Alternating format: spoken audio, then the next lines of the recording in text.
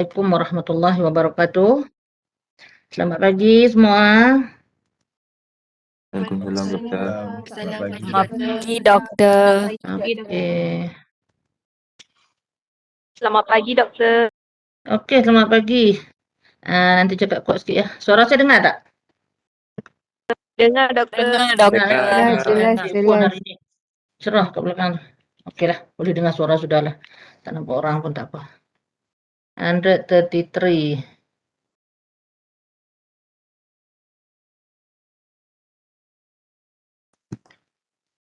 Okey.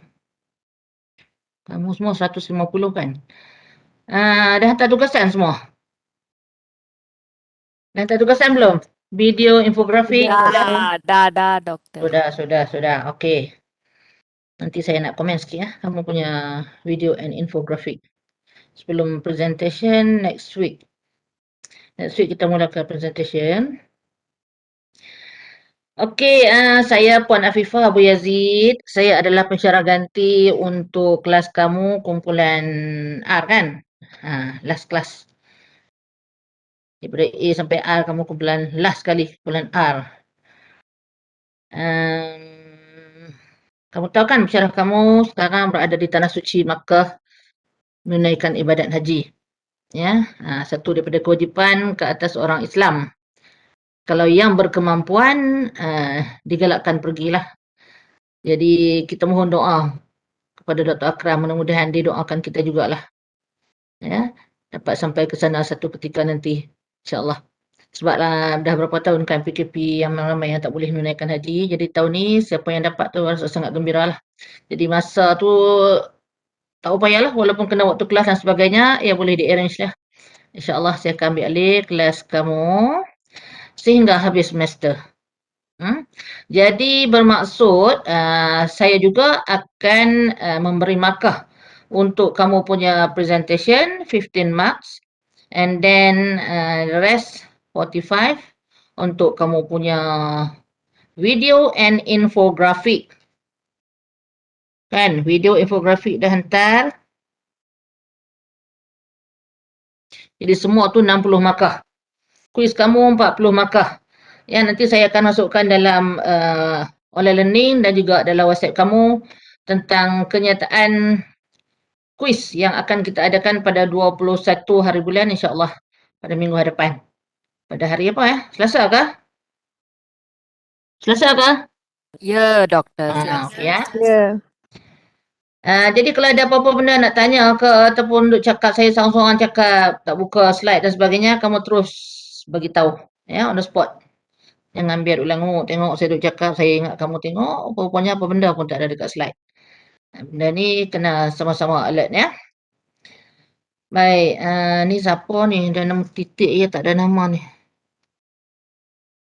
Siapa ni?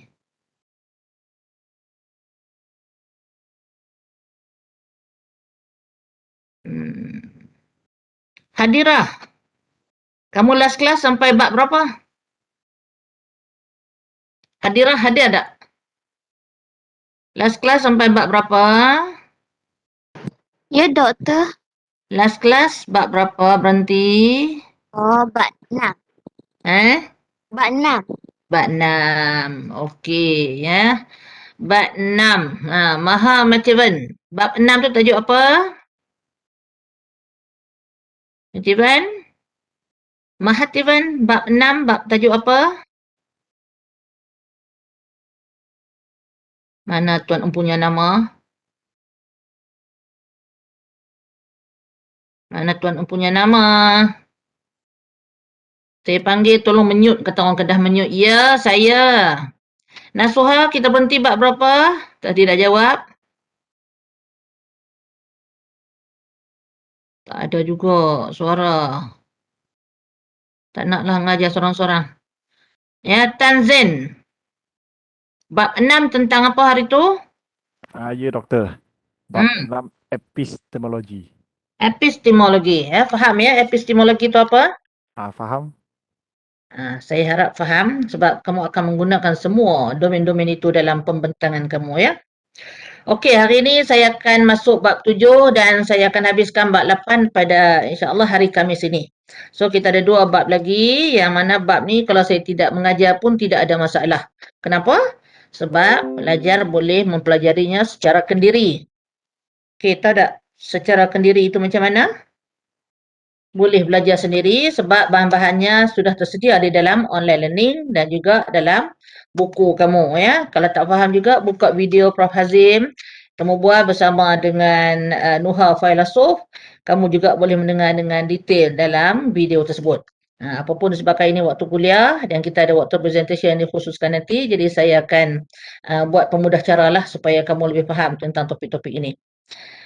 Baik, saya harap kamu senanglah saya mengajar. Mau tak mau saya kena mengajar jugalah, kena ambil alih kelas kamu juga walaupun kamu tidak menyukainya dan sebagainya.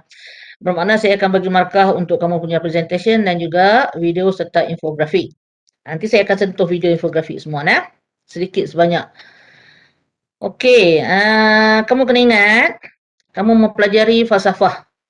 Kenapa mempelajari falsafah? Saya rasa kamu dah dapat tahu dia punya sebab dan dia punya kenapa-kenapa hikmah, we call hikmah atau wisdom dalam bab pertama dan bab kedua. Okey, dalam kita belajar falsafah ini kamu mesti ingat dalam kepala kamu kena ingat dalam kepala kamu ya.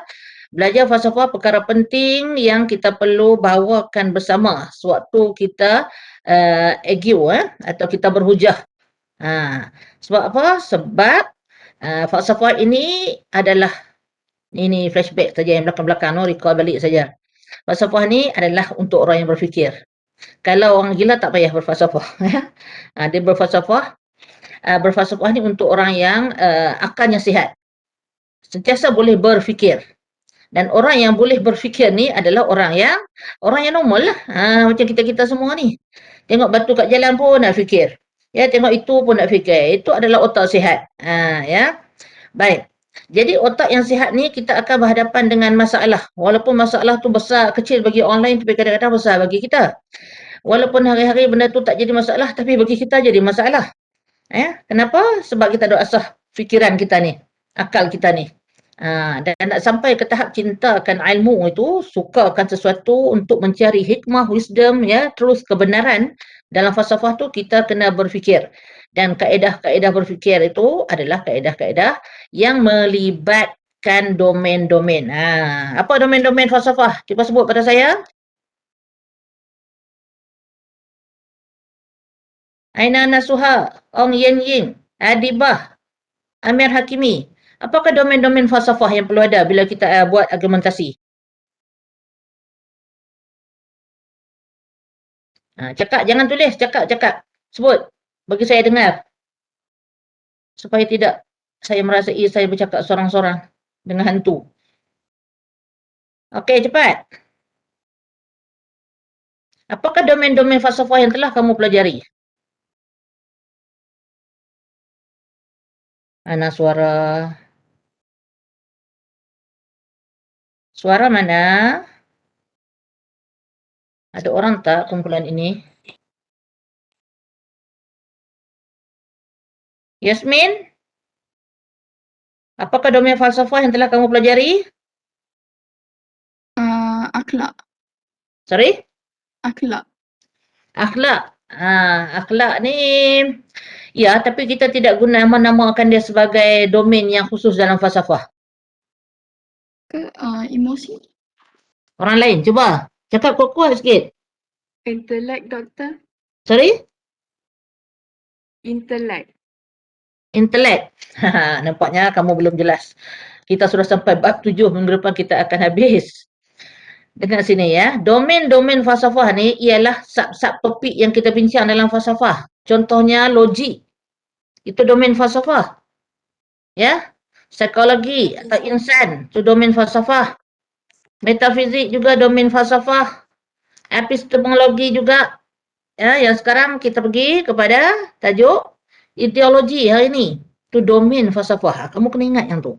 Sebab apa saya kata kamu tak faham tu? Saya takut domain ni tidak muncul dalam kamu punya infografik. Baca balik peraturan penulisan infografik. Apa yang perlu ada adalah domain yang kamu gunakan untuk menyelesaikan isu. Apa isu yang kamu bawakan? Macam-macam tajuk saya tengok ada, tapi saya tak jumpa kamu sebut domain yang kamu gunakan. Katakan kamu guna domain logik dalam isu kamu. Isu apa yang kamu pilih untuk domain logik ni? Isu bunuh diri contohnya. Kenapa bunuh diri? Bunuh diri menjadi isu sekarang ini. Ya, ramai sangat yang suka bunuh diri. Macam mana kita nak selesai? Orang falsafah melihat isu ini, dia mesti mencari kesimpulan, penyelesaian. Orang falsafah tidak melihat sesuatu dengan melihat cara orang Kedah kata tengok ni sampai terlena. Dia akan tengok, dia akan cari gali. Kenapa dan kenapa. And then dia jump to conclusion. Nak jump to conclusion tu dia ada dia punya method tersendiri. Ya. Sekejap. Telefon. Hello?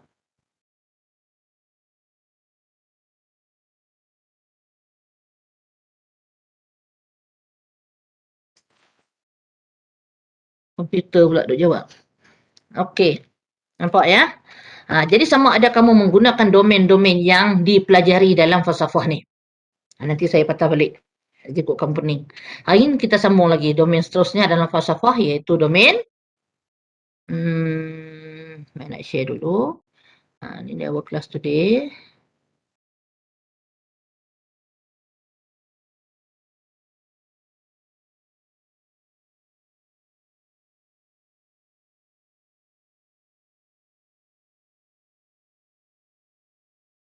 Okey, nampak tak? Nampak, Doktor. Nampak. Bagus. Lihat dengan mata dan mata hati. Jangan mata saja. Mata kalau dilihat saja, hati dah sampai kampung. Mata ada kat kampus. Jadi hadirkan mata dan hati. Okey, ini bab 7 hari ni ya. Penting dalam falsafah. Dalam kita mencari penyelesaian kepada apa juga isu. Ini kisah orang falsafah lah. Orang falsafah ni dia berfalsafah untuk mencari penyelesaian ataupun jawapan kepada apa-apa saja isu. Apa-apa saja masalah. Ingat, itu kita punya core. Jadi apa isu dia? Kamu yang bawa ke isu tu. Kamu akan cari penyelesaian dia. Itu latihan untuk kita cari penyelesaian dalam falsafah. Ya, antara domain yang penting juga. Sewaktu kita berfikir, menghasilkan pendapat kita dalam argumentasi kita, kita tak boleh tinggalkan domain yang ketujuh ini, iaitu ideologi dan pemikiran. Setiap jawapan kepada permasalahan manusia, ya, walaupun isu itu satu isu yang sama, tetapi cara penyelesaiannya mungkin ada 10 jenis jawapan penyelesaian. Kenapa? Kerana mungkin dia berbeza dari sudut logik. Dia guna logik deduktif. Kita cakap tentang logik abduksi contohnya. Dia cakap tentang logik induktif. Kita cakap tentang heuristik. So dia come out dengan dia punya kesimpulan juga daripada premis menjadikan dia berbeza. Contohnya. Ataupun kenapa jawapan tentang isu itu berbeza? Sebab dia punya pandangan tentang humanity. Ya, tentang human ataupun tentang insan ataupun tentang psikologi berbeza. Pandangan mereka. Latar belakang ideologi mereka berbeza. So jawapannya berbeza. Pandangan tentang epistemologi juga berbeza. Ya, dia belajar dan dia faham ini berdasarkan dia punya ilmu begini. So hasillah jawapannya begini. Orang ini berdasarkan landasan ilmunya begini.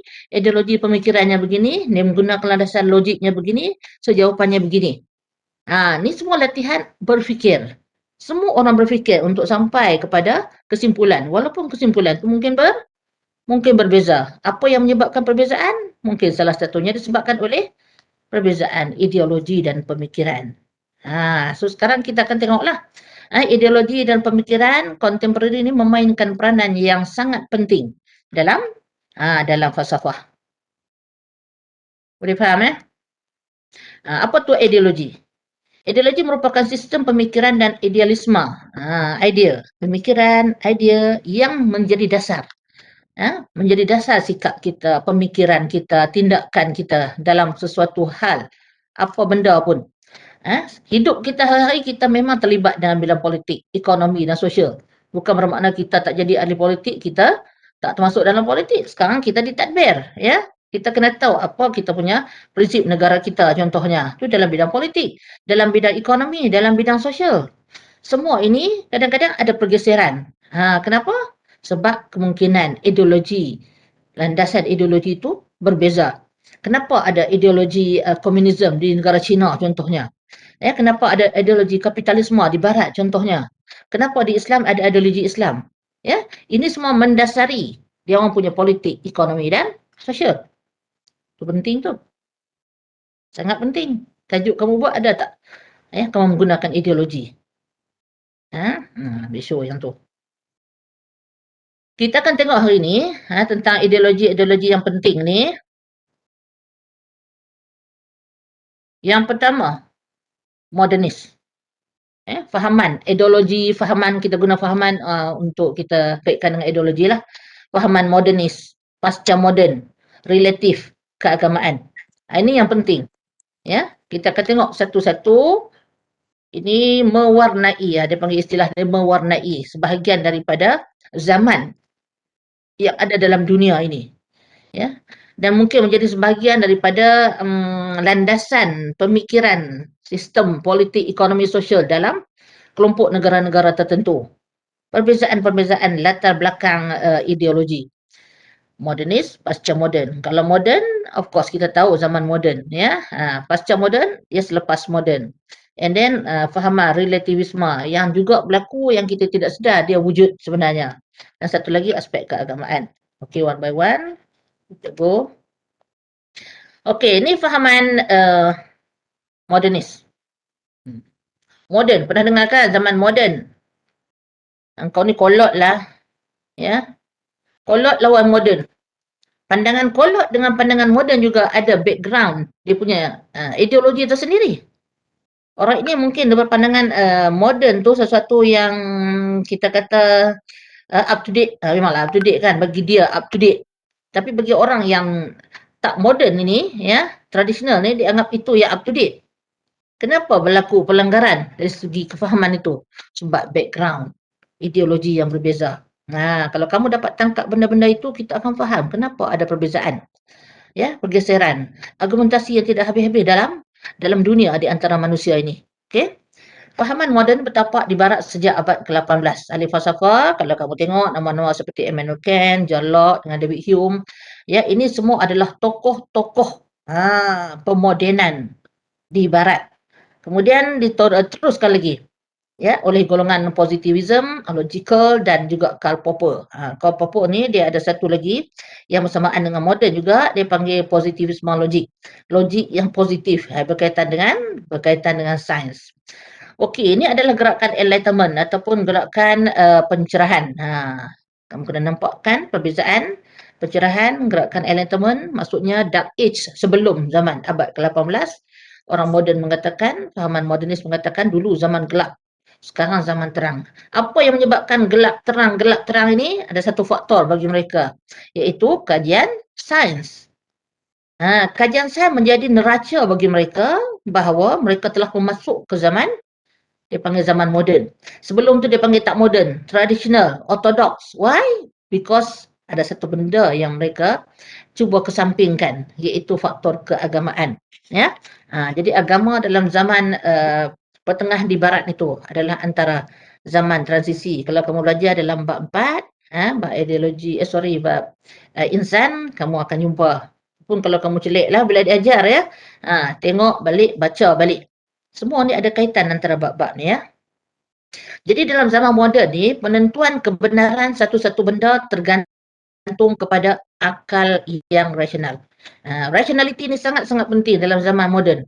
Kamu hanya dikatakan orang yang berprinsip moden kalau kamu bergantung kepada akal kamu untuk membukti apa-apa saja kebenaran. Kalau akal tak boleh nak buktikan kebenaran, semuanya rejected. Nampak tak? Jadi kita panggil bersifat logocentrik ataupun berfungsi dan berpusatkan kepada akal semata-mata. Ini fahaman zaman modernis. Bersifat objektiviti, rasional dan sains dianggap sebagai ilmu yang bersifat paradigmatik dan tidak mengiktiraf ilmu lain sekiranya tidak memiliki syarat-syarat sains. Okey. Tengok di sini, faham di sini. Kalau disenaraikan, cari manakah ciri-ciri zaman modernis. Ciri-ciri zaman modernis kalau disenarai ada 7 ke 8 ke, kamu kena pastikan adakah benar dia mewakili zaman modernis. Pertama mungkin Enlightenment Project. Yang kedua, ya, logocentric. Yang ketiga, kaedah empirical. Yang boleh dibuktikan melalui panca indera dalam bab 6 kan. Kebenaran hanya boleh dibuktikan melalui panca indera. Yang lain daripada panca indera tu dikira sebagai tidak benar, tidak objektif. Itu adalah zaman moden. Sekarang kita tengok pula zaman pasca moden. Kenapa timbul zaman pasca moden pula? Apakah moden tak cukup orang barat ni? Kita kata orang moden ni cukup orang barat ni cukup moden dah. Sampai orang timur pun nak ikut barat. Sebab apa? Sebab kemodenan mereka tu. Kita terikut-ikut dengan kemodenan. Ya, walhal mereka tu sudah melebihi, melangkaui zaman moden tu. Dia pergi kepada zaman pasca moden. Kenapa wujud pula zaman pasca moden? Buka sendiri dalam internet, cari bila bermula zaman pasca moden. Apa dia punya sejarah? Dalam ni secara roughly je lah disebut bermula pada abad yang ke-20. Ni abad ke-20 ni. Abad 20, 21. Bermula zaman pasca moden. Kenapa perlu wujud zaman pasca moden? Yang muncul kemudian selalunya disebabkan mereka menafi yang sebelum dia. Ya, mereka terpaksa bersaing untuk keluar sebagai satu idea baharu. Macam kita buat research, okey? Kita dah ada satu teori research kita itu. Teori ni orang pakai sampai bila-bila. Dia dikira benar selagi tidak ada ada tikus lagi gigit meja saya ni. Sorry. Ya. Sekiranya tidak ada lagi, belum ada orang lain yang kita panggil menggugat. Menggugat kita punya teori. Kalau ada orang lain yang come up dengan dia punya research baru yang menggugat teori itu, maka orang akan berpaling pada teori yang baru pula. Jadi macam inilah pasca moden. Jadi ciri-ciri zaman pasca moden ni abad ke-20. Dia lahir disebabkan penentangan dia terhadap fahaman modernis. Dia tak setuju dengan fahaman modernis. Apa yang dia tak setuju sangat dengan zaman modernis ni? Dia katakan bahawa perkataan pendekatan logocentrism, logocentric yang digunakan oleh puak moden ini, dia tak balance bagi mereka. Kenapa tak balance? Dia katakan manusia ni dia bukan hanya ada intelek saja. Manusia ada komponen lain. Seperti emosi, intuitif, kerohanian.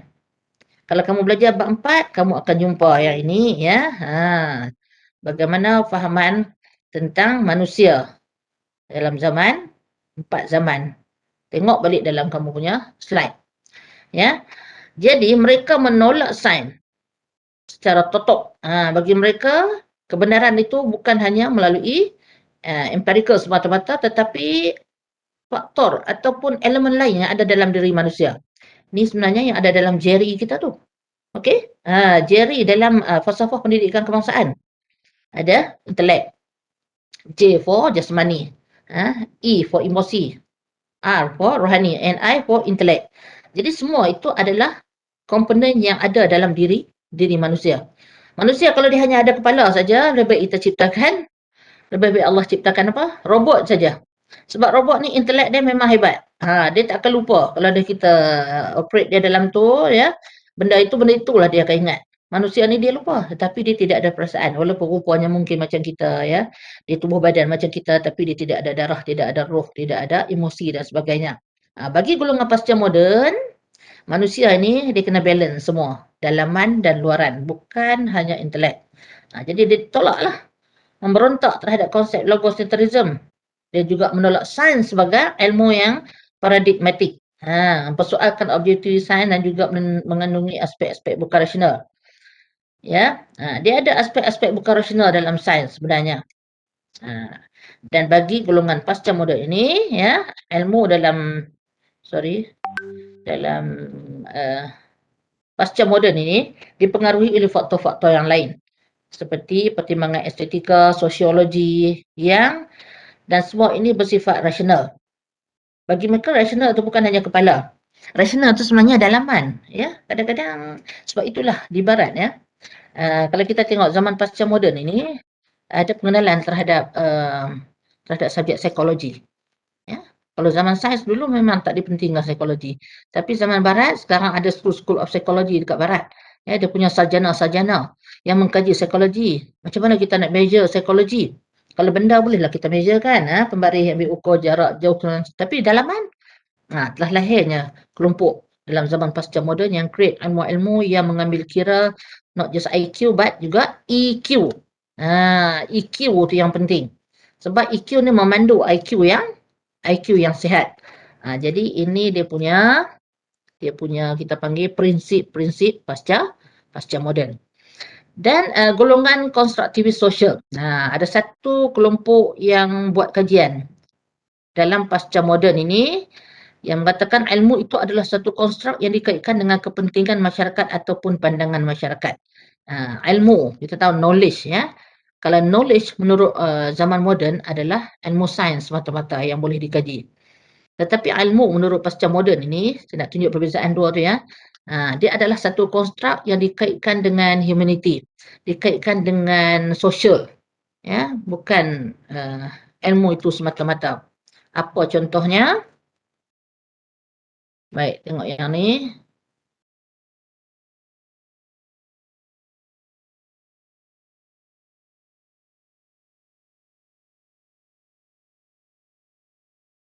Social constructive. Okey, social constructive ni under pasca moden, kamu tahu. Jangan keliru pula, tengok dekat belakang kamu punya peta minda tu ya. Social constructive. Perkataan sosial tu pun nampak dah kata dia melibatkan masyarakat. Okey, melibatkan manusia. Macam mana dia nak construct itu? Apa yang menjadi kepentingan manusia adalah apa yang menjadi bahan kajian, dan sains itu bukan objektif tetapi dipengaruhi oleh faktor-faktor luaran. Bagi mereka ya, sains itu dia bukan bersifat dogmatik tadi ni. Bukan dogmatik, pragmatik tadi. Bukan objektif, tetapi bahan yang dikaji dalam sains kan uji kaji ya untuk mencari kebenaran, adalah sesuatu yang melibatkan persekitaran ataupun kepentingan manusia. Dia bawakan contoh di sini. Alam itu dilihat secara selektif, bukan secara natural. Selektif. Kita ambil part-part tertentu dalam alam ini yang nak dikaji. Itulah manusia ya, yang ada kepentingan yang dikaji. Kalau tak ada kepentingan mungkin tak timbul. Tiba-tiba penyakit COVID. Dah orang mengkaji pula, kenapa penyakit COVID ni berlaku, ya apa kaitannya dengan ini. Selektif lah. Datang pula penyakit, sekarang kuku mulut tu, HMFD tu ya. Kenapa pula begini? Kalau saja-saja orang takkan kaji. Kecuali benda tu ada kaitan dengan manusia. Itu yang kata bersifat selektif.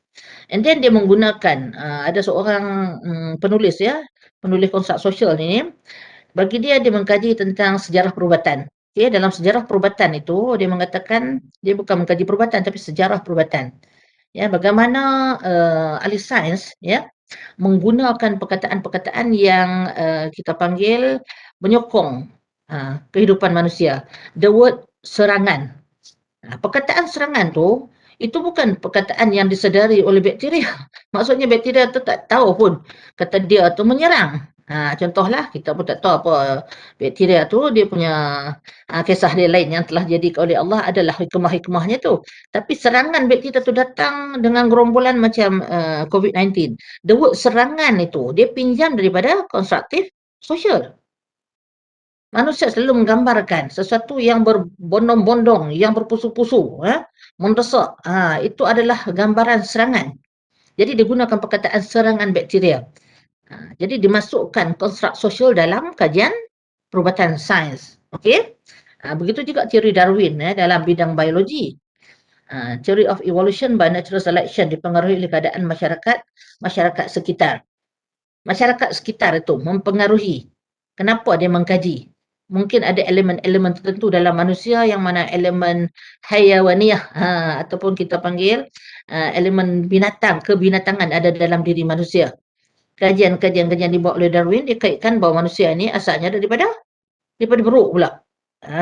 Dia bukan satu page saja tahu kajiannya sangat tebal, dan dia juga adalah sangat kita panggil sangat pintarlah orangnya. Hanya orang pintar saja yang boleh IQ dan ada dia punya kita panggil hujah-hujah dia. Tetapi hujah-hujahnya itu tetap disangkal oleh golongan pasca moden, ya, bahawa manusia ni bukan terjadi daripada beruk monyet yang memerlukan beratus juta tahun dahulu. Dulu ada ekor, sekarang makin cantik, makin segak, makin smart, pakai necktie duduk. Adakah itu? Tapi nak digambarkan evolusi itu.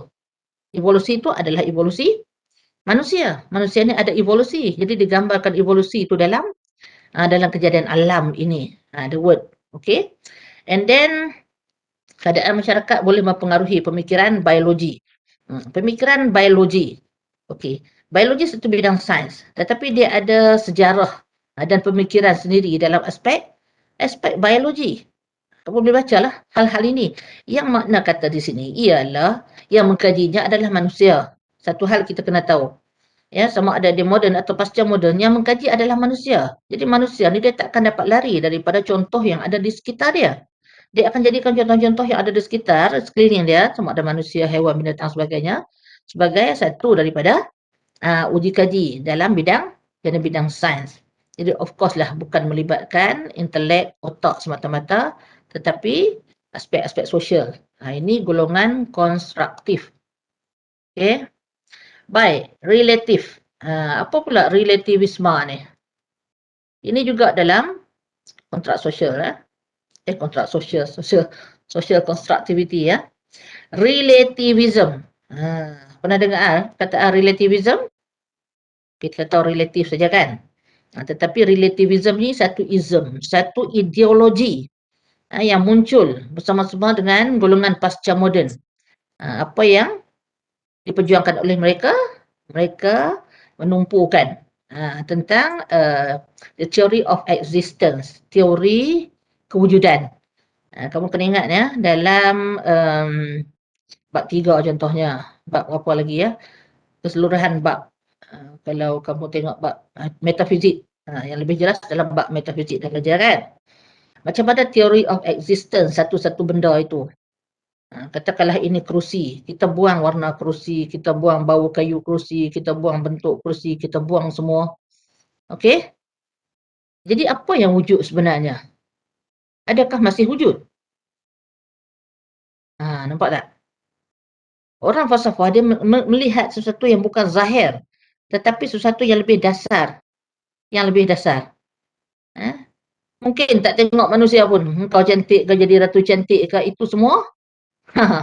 Itu topeng yang dipakaikan sahaja. Baju yang dibubuh sahaja. Jadi manusia kalau buang semua-semua itu, apa yang tinggal diri dia? Nilai dia tu apa? Yang bersifat dalaman tu. Adakah itu kewujudan ataupun kewujudan dia bergantung kepada benda-benda yang dipakaikan ke atasnya baru dikira dia tu wujud sebagai orang ini. Sebab itulah kalau kamu rajin baca tentang falsafah ni, kamu akan pergi kepada hal-hal yang lebih kritikal ya. Macam masa contohnya. Masa, kuantum masa tu, dia ada kajian falsafah. Antara nombor 1 dengan nombor 2, di celahnya tu ada dia punya hujah. Hujah-hujah sendiri dalam metafizik tu. Jadi kita tak payahlah pening kepala sampai situ ya. Tujuan kita belajar falsafah dalam universiti ini supaya kita berbincang apa-apa perkara kita melalui landasan yang sistematik. Dan kita tidak mudah menyinggung dan menyalahkan orang lain kalau dia punya idea tidak sama dengan kita. Sebab apa? Sebab kita belajar, kita tahu manusia ini berbeza dan dia berhujah atas perbezaan latar belakang dia, latar belakang logik dia, latar belakang metafizik dia, latar belakang epistemologi dia, juga latar belakang ideologinya. Apa yang penting kita mencari kebenaran. Mencari kebenaran. Jadi kebenaran yang mutlak ada tidak? Ada. Kebenaran yang mutlak tetap ada ya. Jadi kita akan pergi di sini nanti. Kebenaran itu boleh dilihat dari pelbagai sudut. Ini fahaman relativism. Satu kelompok manusia yang tidak berpegang kepada konsep keagamaan, tidak percaya kepada wahyu, dan bagi mereka agama itu tidak ada apa-apa makna. Jadi untuk cari kebenaran menurut mereka hanya berlandaskan kepada mereka punya kepala otak. Kebenaran itu boleh dilihat dari pelbagai sudut. Wujud cara yang berbeza untuk memahami hakikat kebenaran itu. Menafikan konsep yang didakwa oleh ahli sains bahawa hanya sains yang mampu beri pengetahuan yang sebenar mengenai alam. Apapun dia balik kepada yang ketiga ni. Golongan pasca moden adalah reaksi kepada penolakan moden. Di mana moden mengatakan kebenaran itu perlu dicari dan bila dapat kebenaran itu adalah satu kebenaran yang mutlak.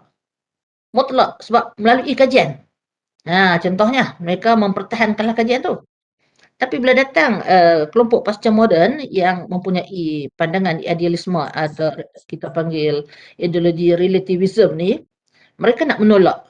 Bila mereka nak menolak sains tadi sebagai satu-satunya yang benar, bagi mereka, ya, sains tak boleh memberi jawapan kebenaran.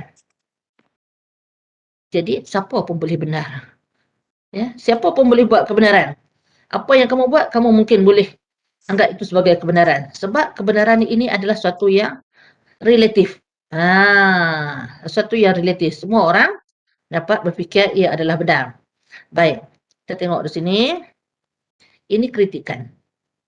Kamu sendiri boleh berfikirlah bila disebut tiada kebenaran yang mutlak. Ini kritikan. Kritikan ini selepas daripada perbincangan yang hangatnya dalam beberapa zaman terhadap pandangan golongan pasca moden. Apakah kritikan yang boleh kamu hadirkan? Ini antaranya lah. Pertama, jika tidak wujud satu kebenaran yang mutlak, maka kenyataan tersebut telah menafikan kebenaran kenyataan itu sendiri. Can you understand? Boleh faham tak? Maknanya macam ni. Kalau kita selalu cakap pada orang, kamu tak benar. Apa yang kamu buat semua tak benar. Kita tidak boleh mengatakan sesiapa pun benar. Ya. Kebenaran itu boleh berada A dan boleh berada di B. Macam ni contohnya. B pun benar, A pun benar. Ini hasil kajian bertahun-tahun. Membuktikan kebenaran. Dia come out dengan hasil, output dia. Ini hasil saya. Ini adalah benar. Tiba-tiba, satu kumpulan lain, saya pun benar juga. Walhal A pun tahu B tak benar. Jadi B tidak menerima bahawa dia tidak benar.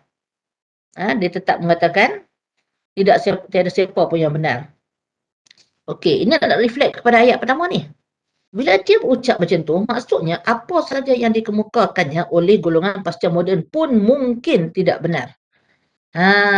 Macam dengan kita ludah balik muka kita sendiri. Cakap tak benar, semua orang tak benar. Dalam dunia ni mana ada orang baik, semua tak baik. Hang pun tak baik. Macam itulah contohnya. Bila kita kata semua orang dalam dunia tak ada siapa yang baik, betul kan? Macam tu hang pun tak baik. Ya, kalau tak ada benda satu pun yang benar secara mutlak, apa yang kamu cakap pun belum tentu mutlak benarnya. Itulah kritikan mereka.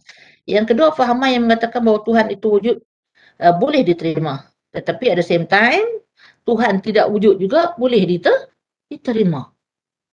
Ya, bermati-matian buat kajian bahawa Tuhan ini wujud. Orang dah terima. Tiba-tiba ada orang lain pula, dia kata Tuhan tak wujud pun betul juga tau. Jadi antara A dengan B ni, melalui kajian yang begitu mendalam, tiba-tiba jawapannya begini. Ya, apa sandaran dia punya sandaran kita panggil falsafah dia lah. Setiap pandangan itu mungkin ada elemen kebenaran atau elemen of truth-nya, tetapi bukan membawa kepada fahaman relativism. Ya, dalam dunia ini banyak kebenaran, tapi bukan kebenaran seperti yang disebut oleh kelompok relativism, sehingga menafikan apa sahaja yang dikemukakan oleh moden, utamanya berkaitan dengan sains. Boleh menggugat kehidupan beragama kerana ia meremehkan sesuatu kepercayaan yang menjadi pegangan agama dan menganggap hanya sebagai satu daripada pandangan alternatif sahaja. Kalau ada pandangan A dan B, okey, ada alternatif lain. Kalau kita tak terima benar yang ni, kita mungkin boleh terima benar yang lain. Sebab itulah, saya boleh bagi contoh pada kamu ya. LGBT contohnya. Semua tahu kan LGBT? Tahu kan? Cakap sikit. Tahu, Doktor. Okey, LGBT sebagai satu contoh. Kenapa ada setengah negara menerima LGBT? Membenar pun kahwin sejenis. Dan ada negara lain pula yang menghalang bermati-matian. Yang menerima ni adalah dia punya ideologinya pasca moden tu lah. Relativism. Dia menerima bahawa apa sahaja, kamu ingat balik dalam bab 4, ya, apa nama tu ya? Constructivism lah kalau tak salah saya.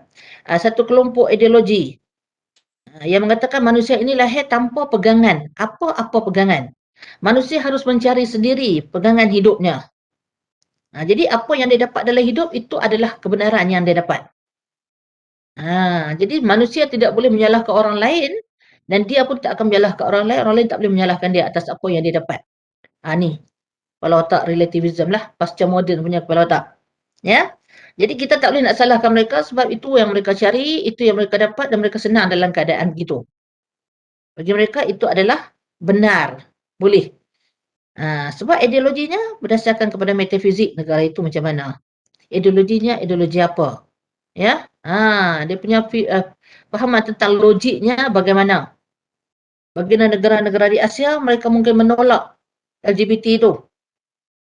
Ya. Kenapa? Kerana ada alasan-alasan keagamaan, contohnya alasan budaya. Itu semua ideologi lah yang mendasari. Okey? Nampak tak? Ini bahaya ni, ada banyak dalam dunia sekarang ni. Scientific community akan hanya menerima satu teori sahaja yang dianggap tepat dan betul. Nampak tak? Scientific community. Kita adalah community yang saintifik. Kita menghargai orang yang membuat kajian dan cuba mencari kebenaran dengan hujah-hujah dan landasan-landasan yang benar. Kalau orang duduk dalam falsafah ni, dia akan kaji. Kalau kita nak menolak pun, dia ada argumentasi yang kuat lah. Maksudnya untuk menyokong sehingga berjumpa di akhirnya kebenaran. Itu adalah paradigma saintifik. Walaupun mungkin menggunakan kaedah sains, kaedah agama, lain-lain kaedah bagi menyokong kebenaran sebenar. Sebab kebenaran ini sebenarnya akan mendatangkan kepuasan. Itu yang bersifat emosi. Kita bergaduh perempuan-perempuan dalam dunia sekarang ni. Walhal kita tahu kalaulah dia ikut yang ini akan datang ketenangan kepada dia. Tapi kita tak boleh mempertahankan. Ya, macam agama lah contohnya. Kita tahu sama ada agama yang kita anut itu boleh mendatangkan ketenangan buat kita. Boleh memandu kita menjadi orang yang ada hala tuju dalam hidup. Ya. Apa berlaku pada orang yang selalu ada dalam minda dia untuk bunuh diri? What you think? Apa pandangan dia tentang agama contohnya? Ini isu yang besar yang boleh kamu bincang dalam falsafah. Melihat dari perspektif falsafah. Walaupun tajuk yang kecil, tetapi dia jadi satu isu yang besar dan dia punya penyelesaian itu boleh melibatkan jawapan-jawapan, nanti saatlah, kejap lagi nak habis dah ni. Pihak sains juga menolak relativism kerana memberi implikasi bahawa kajian sains tidak bersifat objektif. Nampak tak? Ahli sains memanglah akan tolak lah. Sebab mereka dah buat kajian dengan pelbagai kaedah untuk memberi jawapan. Tetapi akhirnya ditolak, dikatakan oleh pihak golongan pasca moden, A betul, B pun betul. Tuhan ada betul, tak ada pun betul. Ya, air terjadi daripada molekul hidrogen dengan oksigen pun betul, oksigen saja pun betul. Boleh jadi tak macam tu? Tak boleh lah. Sebab Allah beri pada kita akal fikiran.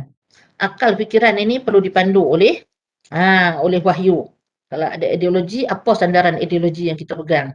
Sebab mencari jalan keluar kepada masalah.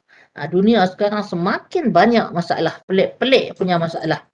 Kita dah belajar sedikit pun falsafah, kita dah boleh berfikir bagaimana mencari jalan penyelesaian ya.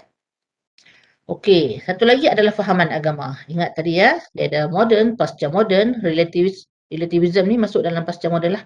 Okay, and then the third one adalah fahaman agama. Di dunia ni bukan semua orang masuk moden atau pasca moden. Sebenarnya moden dengan pasca moden, idea-idea itu kita ambil dan kita garapkan, kita pertimbangkan dengan neraca keagamaan, neraca agama. Ini dipegang teguh oleh masyarakat di Asia. Sama ada beragama Islam, beragama Hindu, beragama Cina, beragama Tao, ya, Confucius, Buddha dan sebagainya, ada landasan masing-masing. Cuba tanya diri kita sendirilah dengan landasan agama yang kita pegang. Ya, agama itu bersifat dogmatik. Ya, kita sangat beriman dengan agama kita. Apa yang ada dalam Al-Quran, contohnya bagi Muslim, dia tidak boleh mencabarnya, harus menerimanya. Ya, begitu juga dalam kitab Bhagavad Gita ke contohnya, dalam buku-buku Taoism dan sebagainya, ada ditulis. And then agama itu tidak boleh diubah atau dicabar, di mana it can neither be altered or challenge. Kita tak akan terima satu agama kalau hari ni dia macam ni dia punya statement, and then next year tukar pula statement tu, and then 10 tahun lagi tukar pula statement. Ini apa? Tesis pun orang tak tukar. Tapi kalau kita agama ada tukar-tukar macam tu, maka tiada lagi kepercayaan terhadap agama tersebut.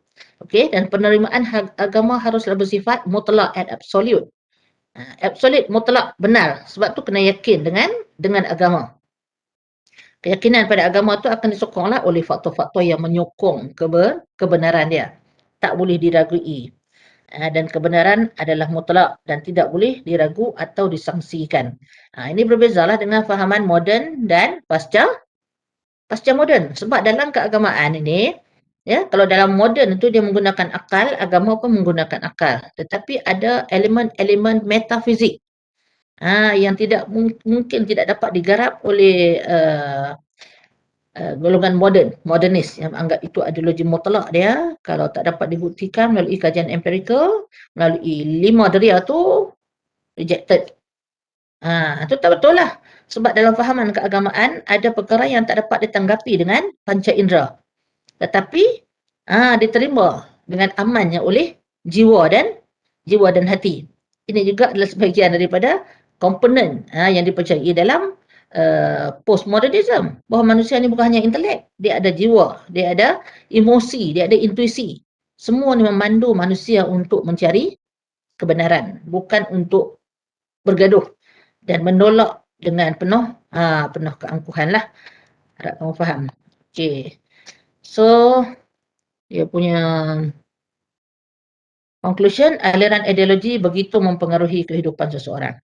Sangat mempengaruhi. Ya, seolah-olah menjadi pegangan dalam kehidupan dan menjadi panduan dalam membuat keputusan. Okey. Nak buat keputusan, kalau berbeza ideologi, mesti ada sempurna yang kukuh. Kenapa? Orang boleh argue kita pula. Kemungkinan berlainan kita punya background ideologi. Dari itu, ideologi yang ingin dipegang perlu didasari dengan justifikasi yang kukuh dan seiring dengan logik akal. Malah ideologi yang dipegang juga perlu meraihkan fitrah insan, ya, yang bukan saja mempunyai jasad semata-mata, tetapi unsur-unsur yang ada dalam jeri, jasmani, emosi, rohani dan juga intelek. Bahkan ideologi yang dipilih juga sepatutnya meraihkan nilai tempatan. Okey, so far faham ataupun tidak? Faham. Anak-anak, faham atau tidak? Faham. Betul faham ni? Mana tanya balik? Mereka faham sungguh atau tidak? Get ready.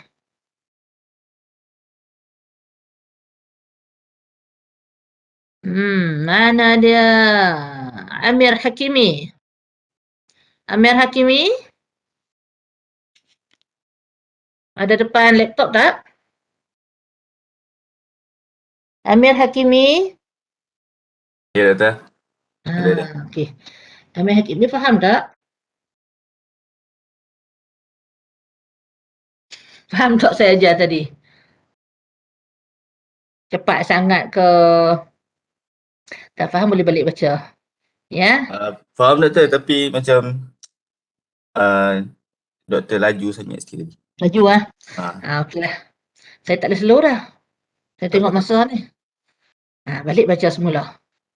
Yang penting kamu tahu bahawa dalam ideologi ni kita ada 4 ataupun 3 lah kita panggil. Ya, fahaman atau ideologi yang sedang kita bincang untuk melihat perbezaan dia. Pertama moden, pasca moden, ya, dalam pasca moden tu ada relativism, construct social tadi ya. And then last one adalah agama. Okey. Tiap-tiap ini ada perbezaan. 3 ideologi ini. Kamu kena balik, kalau nak bagi faham lagi, ambil kertas buat petaminda sikit. Apakah kita panggil disiplin-disiplin yang ada dalam pasca moden? Apa yang dia pegang? Apakah disiplin yang diterima ataupun yang wujud dalam ideologi modernisme? Begitu juga dalam agama. Apakah kritikan terhadap pasca moden di atas item mencari kebenaran? Boleh nampak? Harap-harap boleh nampak ya. Buka mata, buka hati, insya-Allah. Sekali baca memanglah tak boleh faham. Melainkan buka balik buku, baca balik buku tu, tengok pula PowerPoint sekali lagi. Tak faham juga, buka juga video. Prof Hazim ada dalam online learning kan, video tu kan. Dengar video tu sampai terlena, sampai ke alam mana. Okey, sedar-sedar, kuis 21 hari bulan. Kuis kamu 21 hari bulan. Hari apa Hari apa? 1 hari bulan? Hari Selasa doktor. Selasa lah selalu kita buat kan. Okey, hari Selasa pukul saya lupa lah 9 sampai 5 kot. Dia buka macam hari itulah 15 minit ke setengah jam ke. Buka satu hari. Bab 1 sampai 8. Nanti saya akan masukkan balik maklumat ni dalam online learning kamu dengan WhatsApp kamu lah. Bab 1 sampai 8. Keluar balik bab hari tu ni. Bab yang 10% tu dia keluar balik. Tak tahulah soalan apa pula kan. Kalau faham yang tu markah okey. So dah cover lah bab 1, bab 2 dalam kuis yang 2 itu. Baca balik semua. Kita tidak ada final exam. Inilah final exam kita. Ya, yang tergantunglah kepada kamu. Cara menjawabnya cuma cari waktu yang sesuai. Coverage yang bagus supaya tak perlulah ulang banyak kali buat. Dia menyusahkan, ulang banyak kali. Kamu pun susah, pensyarah pun susah. Kena cari waktu yang lain. Hari itu semua boleh jawab ke? Maksudnya tak ada masalah internet. Saya harap kali ini 30% ya. Sebab markah ni markah yang tak boleh nak dibantu lagi lah. Boleh bantu maksudnya kamu jawab, kamu akan tahulah dia punya jawapan dia. Pensyarah tak boleh bantu. Yang saya boleh bantu hanyalah kamu punya presentation, kamu punya video, kamu punya infografik sahaja. Yang tu saya bolehlah ada kesian-kesian juga. Tapi sebelum nak kesian tu saya nak ulang balik. Ingat ya, kamu dah hantar semua belum? Dah, semua dah. Hantar dah. Sekejap lagi saya buka balik ya. Saya pun baru tengok je, baru dapat daripada Dr. Akram. Saya akan tengok balik semua tu. And then pastikan dia dalam peraturan penulisan kamu jelas ya. Peraturan penulisan kamu dalam infografi apa yang perlu kamu masukkan ialah yang pertama domain. Semua letak tak domain yang digunakan untuk perbincangan? Kalau tak letak saya tak tahu sebab markah saya yang akan bagi. Domain perbincangan. Kalau tak letak domain, kamu punya tugasan tu macam tugasan-tugasan bahasa Melayu ke, tugasan 3 6 ke sama aja. Faktor, sebab, kesan, cara penyelesaian, tu siapa pun boleh tulis. Yang nak membezakan subjek falsafah ni, pertama adalah selepas kita belajar falsafah, kita tahu domain-domain yang perlu digunakan untuk membincangkan isu. Katakan isu yang kamu nak gunakan tu, isu dah guna dan hantar pun saya tahu. Tak ada siapa pun yang masukkan epistemologi, betul tak? Kalau duk tunggu mengajar dulu baru nak masuk, memang tak kesempat hantarlah. Jadi saya harap kalau habis-habis lekeh pun kamu gunakan domain logik. Kamu nak bincang isu apa dalam domain logik tu? Makanan sintetik contohnya. Ada siapa buat makanan sintetik? Ya. Kemudian domain apa kamu nak guna? Logik. Logik tu bukan logik kepala otak kita ni. Memang kita guna kepala otak kita untuk selesaikan semua infografik tu. Tapi logik apa yang diguna? Logik diduktif ke? Logik induktif ke? Abduksi ke? Heuristik ke? Kena jelaskan. Kalau kamu gunakan domain didaksi contohnya. Bagi tajuk contoh-contoh pencemaran sungai katakanlah. Walaupun sekarang ni pencemaran sungai itu masih menjadi isu yang tak habis-habis lagi. Kamu buatlah kenyataan umum. Kenyataan umum untuk diduktif yang pertama, manusia adalah punca pencemaran sungai. Itu domain yang pertama. Bukan domain. Apa dia panggil? Premis yang pertama untuk diduktif. Semua manusia, bukan semualah, manusia menjadi punca pencemaran sungai. Yang kedua, cari dia punya ayat-ayat yang menyokong manusia tadi. Pekerja-pekerja kilang selalu membuang sisa ke sungai. Ataupun orang ramai tidak ada kesedaran membuang sampah ke dalam sungai.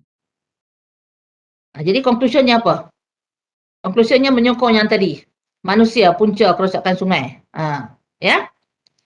Bila saya tengok itu, saya tahu kamu menggunakan domain logik.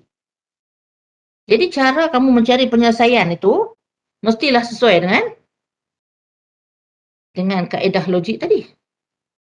Ya, kamu buat interview contohnya. Dalam dapatan data tu kamu buat interview, tanyalah melalui Google Form. Adakah kamu suka buang sampah? Berapa kali buang sampah? Sungai mana kamu buang? Kamu ke buang, mak kamu ke buang? Apa jenis sampah yang kamu buang? Contohlah. Kalau semua menyokong kita, jawapannya maybe 60% ke atas lah, 70, 80%. Yang menyokong itu maksudnya, itu adalah kamu punya premis yang kedua. Menyokong premis yang kedua. Yang ketiga, mungkin kamu tak boleh pergi interview.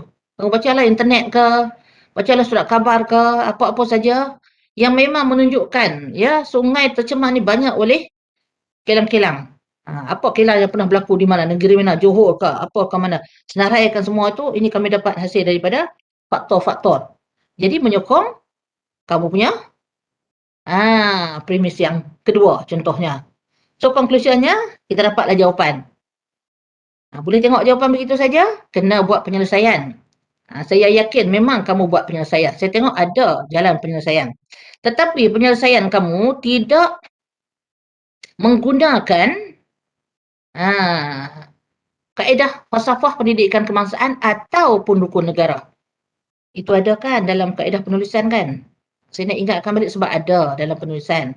Saya nak bagi markah yang baik untuk kamu. Bila saya tengok yang ni pun tak ada, yang ni pun tak ada, yang ni pun tak ada. Kamu buat macam cerita biasa aja. Jadi falsafahnya tu kamu amalkan kat mana bila kita belajar. Okey? Kaedah pelaksanaan penyelesaian mengikut falsafah pendidikan kebangsaan contohnya. Apa dalam falsafah pendidikan kebangsaan yang menyuruh mengajar kita supaya menjaga kebersihan. Ada dalam domain yang mana? Dalam JERY tu, JERY tu, mana yang kita nak pilih? Di sekolah-sekolah mengajar pelajar-pelajar menggunakan barang kita semula contohnya. Kemudian ada aktiviti-aktiviti di kampung-kampung contohnya yang mengajar tentang dipanggil apa? Emosi, intelek. Jadi semua itu adalah kaedah penyelesaian yang bersesuaian dengan JERY. Kalau kamu nak guna juga penyelesaian lain melalui falsafah rukun negara. Kepercayaan kepada Tuhan contohnya. Untuk kepercayaan kepada Tuhan mungkin kamu buat tajuk apa saya nak guna kepercayaan kepada Tuhan. Kes bunuh diri contohnya. Ya. Katakan kes bunuh diri. Kes bunuh diri ini melibatkan masyarakat yang pelbagai kaum. Dan sekarang menjadi satu isu besar pula bunuh diri. Ya. Jabatan Pulau Pinang menjadi saksi. Ya. Kes-kes yang menakutkan itu. Baik, kaedah penyelesaiannya bagaimana? Tadi kamu nak cari penyelesaian menggunakan domain abduksi contohnya. Apa tu domain abduksi tu? Buka balik buku tengok. Guna tak domain abduksi? Abduksi ni akan cari thinking backward lah. Kita cari faktor-faktor. Kenapa berlaku? Kenapa berlaku kaedah bunuh diri, kes bunuh diri ni? Kamu kena senaraikan. Macam mana nak dapatkan sokongan senarai faktor-faktor berlakunya bunuh diri ni? Melalui questionnaire, melalui interview, melalui dapatan daripada internet, Google Form dan sebagainya. Semua menyokong apa yang kamu fikirkan. Jadi kamu senaraikanlah, ini sebenarnya adalah faktor-faktor yang kita dapat daripada Google Form, daripada interview sebagainya, adalah faktor-faktor yang senaraikan sebagai bunuh diri. So menepati dengan kaedah abduksi, mencari penyelesaian melalui thinking backward, apa yang berlaku, perlu ada ini. Ataupun heuristik yang saya cakap tadi. Jadi itu dah cukup kamu gunakan kaedah falsafah. Itu cara kita nak kaitkan. Kemudian kaedah penyelesaiannya, katakan kamu nak ambil rukun negara sebagai penyelesaian dia. Dengan menggunakan rukun yang pertama iaitu kepercayaan kepada Tuhan. Dalam kumpulan kamu ada pelbagai kaum. Ada yang beragama Islam, ada beragama Hindu, ada beragama Buddha.